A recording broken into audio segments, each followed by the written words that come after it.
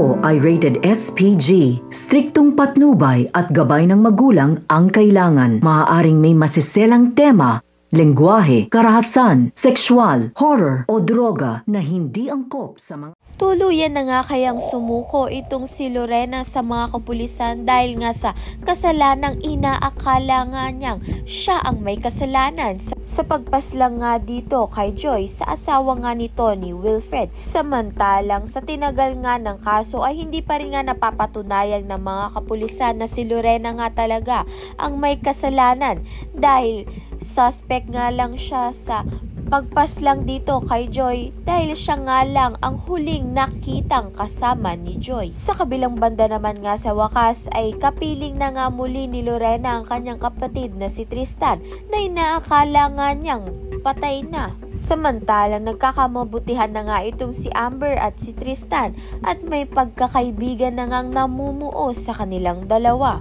Makayanan nga kaya ni Tristan na tumira nga sa mansyon nila nito ni Wilfred dahil baka nga masabi niya na nga ang tunay na pagkatao nito ni Lorena kay Wilfred. Kaya naman nga't yan at iba pa ang dapat nating pakaabangan. Maraming salamat sa iyong panonood.